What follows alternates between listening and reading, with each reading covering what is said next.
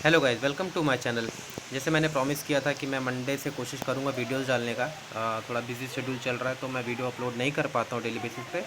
But मैं कोशिश करूंगा कि कुछ वीडियोस में डाउनलोड अपलोड किया करूं आप लोगों के लिए। तो आज हम बात करने वाले हैं कुछ स्विंग ट्रेडिंग स्टॉक्स की, जिसमें पहला नाम है एच इलेक्ट्रिक पावर। तो एच इलेक्ट्रिक पावर रिसेंटली इसने काफ़ी अच्छी रैली ली थी, जो कि वन गो में 300 तक पहुंच गया था। तो अभी हम देखते हैं कि इसमें अपॉर्चुनिटी कहाँ बन रही है।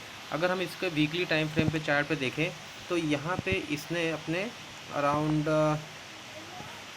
इस लेवल पे 2007 के लेवल पे इसने ब्रेकआउट दिया था।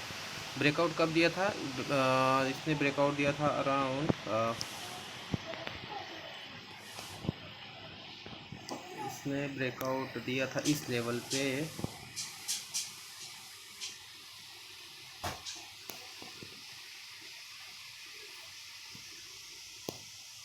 डेट थी जुलाई में इसने ब्रेकआउट दिया और इसने इस लेवल को टच किया।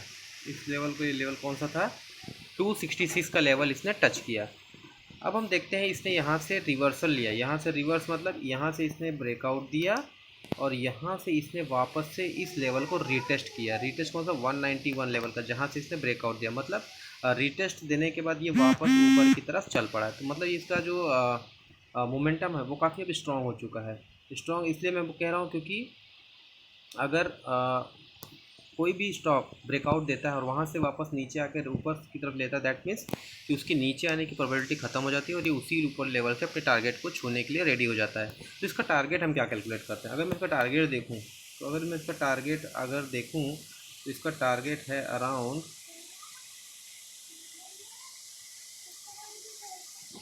इसका टारगेट करंट प्राइस से भी हम देख लेंगे, मतलब 350 तक का ये जा सकता है, इजीली 350 तक जा सकता है। तो करंट प्राइस से कितना इसका टारगेट हो सकता है? करंट प्राइस से इसका जो टारगेट है अराउंड 66%। अब 66% जाने में इसको कितना टाइम लगेगा? अगर एक साल भी लग गया तो भी बहुत बड़ी बात है। आसानी से 66% अप्रॉक्सीमेट पैसा आपका डबल हो रहा है। बट 66% से पहले अगर आप देखेंगे तो इसमें एक स्विंग ट्रेड बन रहा है। काफ़ी शॉर्ट है, बहुत क्विक बन जाएगा। जैसे कि ये जो है अराउंड 27% का गेन काफ़ी जल्दी 266 का मुझे दिखाई दे रहा है। क्योंकि आप लोग देखेंगे ये लेवल, ये काफ़ी कंसोलिडेशन वाला बेसिकली पीरियड है। अगर ये कंसोलिडेशन वाला पीरियड अगर इसका ओवर हुआ तो ये 366 वाला क्या है, वो जो टॉप का 66% दिख रहा है वो भी अचीव हो जाएगा। मतलब ये जो बॉक्स पैटर्न बन रहा है, ये जो बॉक्स है, इस बॉक्स को अगर इसने ब्रेकआउट दे दिया तो ये सीधा जाके 350 पे ही रुकेगा। तो ये जो मेरा स्टॉक है ये मुझे काफ़ी प्रॉमिसिंग लगता है।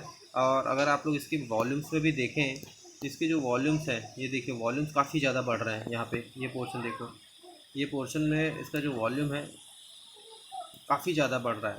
तो अभी इसके गिरने की प्रोबेबिलिटी ख़त्म हो गई, अभी ये ऊपर जाने की रैली के लिए तैयार हो रहा है।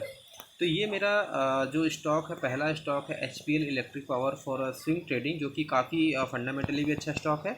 और टेक्निकल चार्ट पे तो मैंने आपको सिखाई दिया है कि ये कैसा बिहेव कर रहा है। तो आओ देखते हैं कि अभी दूसरा स्टॉक्स क्या कहता है। मेरा दूसरा स्टॉक्स है, उसका नाम है D C X systems limited. D C X systems limited की अगर वीकली चार्ट पे अगर हम लोग देखें तो इस वीकली इसने जो बनाया था, इसका जो हाई ब्रेक हुआ था, वो अराउंड ब्रेक हुआ था जुलाई के आसपास ही ब्रेक हुआ था इसका भी। अगर हम लोग इसमें एक लाइन ड्रॉ करके देखें कि इसने ब्रेक कब हुआ था तो इसमें ये पता चलता है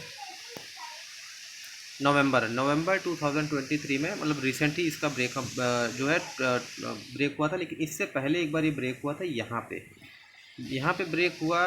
कब हुआ था? अगस्त में।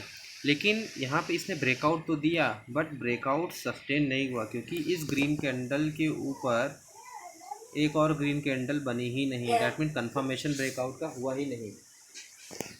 और अब जाके जो इसने ब्रेकआउट दिया है उसके ऊपर अगर आप लोग देखो, एक ग्रीन कैंडल बनी वीकली टाइम फ्रेम पे और दूसरी ग्रीन कैंडल, बहुत ही बड़ी वाली दूसरी ग्रीन कैंडल, जो कि ब्रेकआउट को कंफर्मेशन प्रोवाइड करती है। इस टाइम पे अब स्टॉक इतना स्ट्रांग हो चुका है कि अब इसमें मोमेंटम आनी ही आनी है। आनी है मतलब इसका टारगेट कैलकुलेट कर लेते हैं, उसके बाद बात करते हैं कि इसमें हो क्या कह सकते हैं, प्रोबेबिलिटी क्या क्या होगी। पहली बात तो इसका जो फंडामेंटल है स्टॉक का काफ़ी अच्छा है। प्रॉफिट्स काफ़ी अच्छे शो किए हैं कंपनी ने। जो इसका टारगेट निकल के आ रहा है वो अराउंड आ रहा है 494 का, अराउंड 500, तो 57% का अपसाइड है। और अगर करंट प्राइस से देखें तो यहाँ से ये 38% तक का गेन दिखा रहा है। अब 38% का गेन यहाँ से दिखा रहा है, लेकिन ये हो सकता है कि अगर आप लोग बाय करें इस लेवल पे तो ये हो सकता है कि ये रिट्रेस होके ये लेवल पे भी आ जाए। और अगर आप लोग ये लेवल पे बाय करना चाहते हैं तो आप लोग को थोड़ा वेट करना पड़ेगा, हो सकता है वो यहीं से निकल जाए, यहाँ पे टच हो जाए, ये बोल नहीं सकते। तो बेसिकली हम क्या कर सकते हैं, हम इसको पार्ट्स में बाय कर सकते हैं। जैसे अगर आप लोग को 1000 रुपीज़ लगानी है तो 5000 यहाँ लगा दीजिए, और बाकी 5000 रुपीज़ जो है ये जो लेवल आ रहा है रिट्रेस लेवल, इस लेवल पे लगा सकते हो। बट ध्यान रखना अगर इसके नीचे आ गया तो पार्ट्स में बाय कर सकते हैं। तो ये मेरा दूसरा स्टॉक था।